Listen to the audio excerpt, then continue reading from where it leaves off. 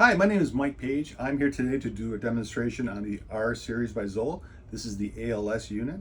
This unit comes standard with defibrillator, battery, and pads. So I do have some options on my demo unit. Hard paddles are optional. External pacing is optional. And then a software upgrade called the expansion pack is optional. The expansion packs will get you see-through CPR as well as CPR indexing, and we'll go over that more in just a minute.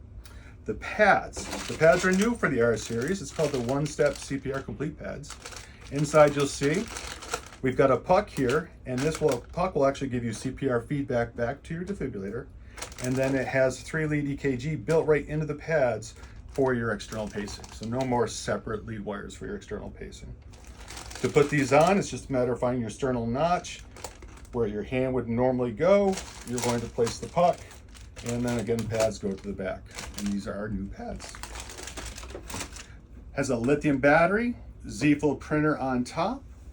The big feature to this unit that the staff is going to love is no more self-test. This will do an automatic readiness test in the middle of the night. So it'll do its own test, and in the morning, all you gotta do is walk by. If you see a printout here, it failed its test, and there's our printout. If there's no printout, it passed. We also have a readiness window.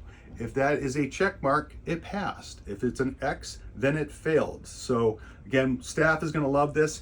You do have the ability to see your test. You can come here to report data, hit that and hit test log, and now I can channel through the last 100 tests right on the screen. It does have a full memory of 1,000 tests. Speaking of the screen, I absolutely love the screen. You can see it from any angle. It just comes in beautiful. And let's work our way from left to right here. So this is our CPR dashboard on top in purple. Right now, where you're seeing the idle timer, if I was doing compressions, you would see a depth gauge at first, and your depth would be in inches, letting you know whether or not you're coming in at the 2 to 2.4 inch mark. If you were to be shallow on your compressions, it will tell you to push harder. Your next number you would see is going to be your compression rate. That needs to be at 100 to 120. So if you're outside of that, it will actually start to give you a beep, a rhythm to follow to get back into the zone of 100 to 120. So if both of these are silent, you're doing good compressions. Our compression release bar is next. That's letting us know we're coming up off the rib cage fully and doing a proper compression. And then we have our perfusion performance index. And if this diamond is full, that means that we are getting maximum perfusion with our compressions. So we're getting a lot of information in the CPR feedback. This is our EKG rhythm strip going across. And then this is our filter. So this is a part where our compressions are giving you artifact. This second strip will filter out your compressions so you can see what's going on with the underneath rhythm strip. I'll now do some compressions to show you what that CPR dashboard is going to look like. And here we go.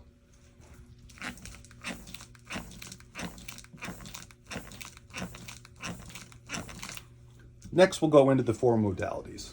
So I can use this as a monitor. So simply by going from off up into monitor mode, now this can be used as a monitor.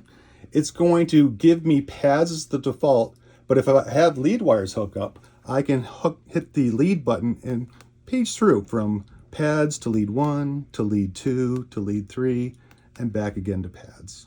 My size button will increase the gain. So right now I'm at ×1 magnification. If I hit the size button, I can go up to 1.5, to 2, to 3, and back down again. My alarm suspend, if I hit that, I will turn on the alarm. If I was to hold it down for 2 to 3 seconds, I will get a 90-second suspend. And if I hold it down for a full 5 seconds, I can turn it back off again. My recorder button is to start a rhythm strip. If I was to hit that, I will start printing out my rhythm strip, and hitting it again will turn off the rhythm strip. Switching it into defib mode, I now have the ability to use this as an AED. It will mimic an AED by hitting analyze. It'll only charge up for VTAC or VFib. It won't charge up otherwise. And then after 2 minutes, it'll ask you to reanalyze. So it really mimics an AED. Or I have the ability to use it as a full defibrillator.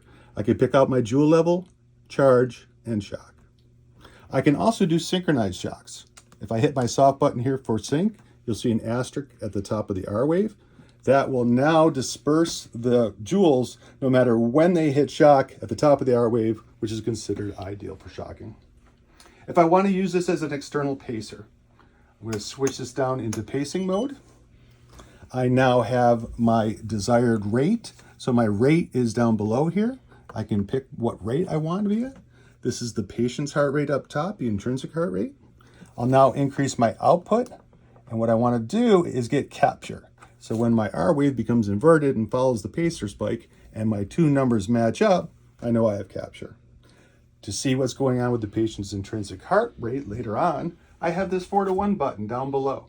If I was to hold that down, I'm turning down the pacing 75%, so I can see what's going on with the patient's intrinsic heart rate without turning off pacing completely. The unit has a 5-year warranty, and I can guarantee you it's the best defibrillator you'll ever see. Is there any questions? If not, thank you very much.